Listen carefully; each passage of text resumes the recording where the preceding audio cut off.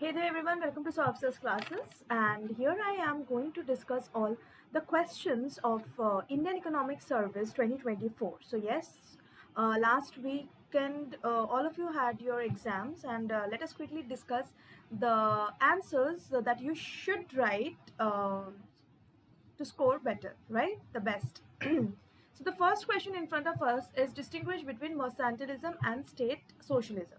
So first you have to define what mercantilism is and what are the core principle of this particular mechanism, right? For example, trade surplus, then government regulations, colonial expansion, nationalism. So these are all the important principles of mercantilism that you have to include, right? And if we talk about state socialism, then what is state socialism? It is an economic and political system where the state owns and controls the means of production and distribution of goods, correct? So it is based on the principles of equality and the aim of reducing or eliminating class distinction. So what are the key features you should include here? So it's public ownership, central planning, social welfare, equity. So these are the features of state socialism. So now what are the key differences if we talk about? So number one, you have to first focus on the economic aspect. So for mercantilism, it focuses on what? Enhancing national wealth and power through trade surpluses and accumulation of previous metals, correct?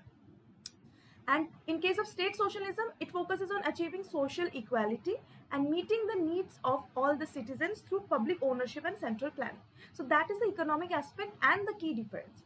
Next, you have to focus on the state aspect, role of the state, right? In case of mercantilism, the state regulates the economy to protect and promote national interest, but private ownership remains prevalent in case of mercantilism. But if we talk about the state socialism, then the state owns and controls the major means of production and distribution, aiming to eliminate private ownership of major industries, right? Third difference is based on economic mechanism. In mercantilism, the mechanism used are tariffs, monopolies, colonization to control the economy, whereas in state socialism, it uses central planning and public ownership to manage the economy. And finally, if we talk about the end goal of mercantilism and state socialism, how they differ. So mercantilism seeks to enhance what? National wealth and power, often at the expense of other nations, whereas state socialism achieves social equity and provide for the welfare of the citizen. So that is the answer, or let's say the main important points you should mention in order to get maximum marks in this case, right? Let us discuss the second question. Second question talks about the concept of real GDP and nominal GDP, and which is better indicator to measure the economic performance of the country. So first you have to define what GDP is. So we all of us know that GDP is basically money value of all the final goods and services produced within the national boundary of the nation in a given period of time, generally taken as 1 year, correct? Now this money value is priced into quantity. So we are now talking about the price taken to calculate this GDP. If the price taken to calculate GDP is the current price, for example, if you are calculating nominal GDP of year 2023, then both price and quantity will be taken for the year 2023. So GDP at the current price is nominal GDP, whereas GDP at base price, some constant price, is a real GDP, right? Where we take into account the purchasing power. So which one is better? So if we talk about nominal GDP versus real GDP, then what happens? In nominal GDP, we have current price and current quantity. That means from 1 year to another, if there is increase in the nominal GDP, I'm not sure whether this increase is due to quantity or price. If the increase is due to the quantity, then definitely there is growth. But if it is due to increase in price level, then there is inflation rather than growth, which is not a good sign. So it will give you a misleading result. Whereas in case of real GDP, for every year I'm taking the same price, a constant price of the base year. So whenever there is increase in real GDP from 1 year to another year, it is due to what? The increase in quantity Q. That means if there is increase in production, then only there is growth, and that will reflect the growth of the economy. So hence we can say that uh, to measure the economic performance of a country, real GDP is a better one. Okay, next, moving on to the third one. So here, the third question talks about the Keynesian revolution that can be found in the problem of unemployment that we have to explain. The origin of Keynesian revolution. So all of us know that the evolution of Keynes was during the time of the Great Depression. So it was in the year 1929 that there was a crash in the stock market and began the era of Keynes, right? And economic downturn. So when there is economic downturn in that particular time period, so unemployment rates soared to unprecedented levels with millions of people out of work, right? So traditional economic theories, particularly classical economics, were unable to explain or resolve the prolonged period of this high unemployment and economic stagnation, and then came, due to the limitation of this classical economics, came the Keynes observation, Keynesian economics. So Keynes observed what, that during this Great Depression, reduction in wages did not lead to increased employment, right? Instead, he noted that lower wages reduced workers' purchasing power. So if the purchasing power is reduced, automatically aggregate demand in the economy will be decreased. And this in turn will lead to what? Further reduction in production and more unemployment. And it's like a loop of what? Misery, right?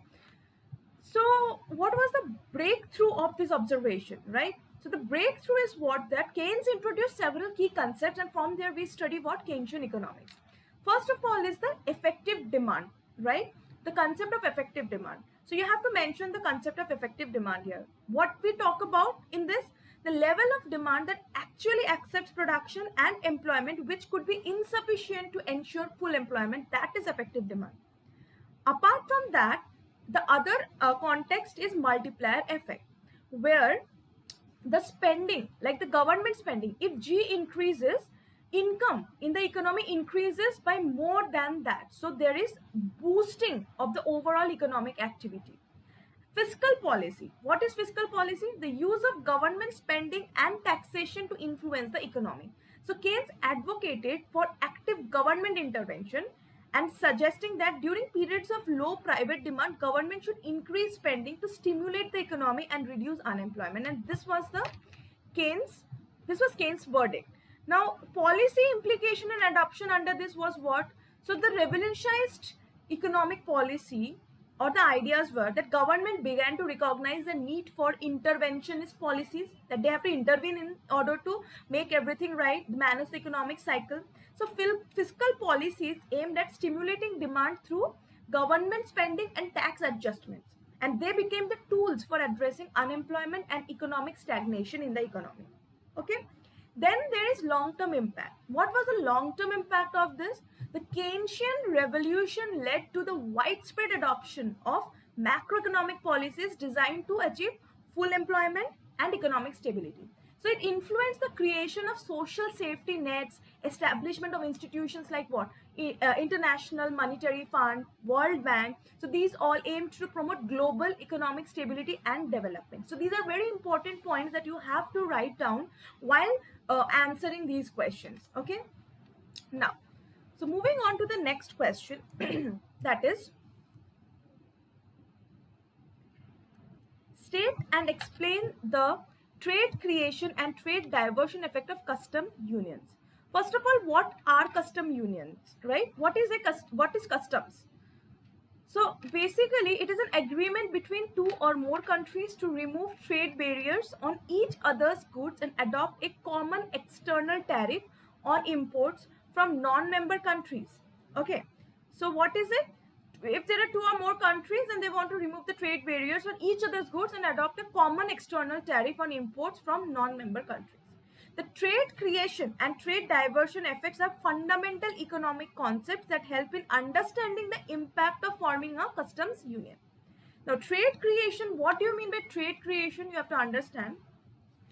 So, trade creation occurs when the formation of a customs union leads to the replacement of higher cost domestic production with lower cost imports from the member countries. Try to understand, it's from the member countries.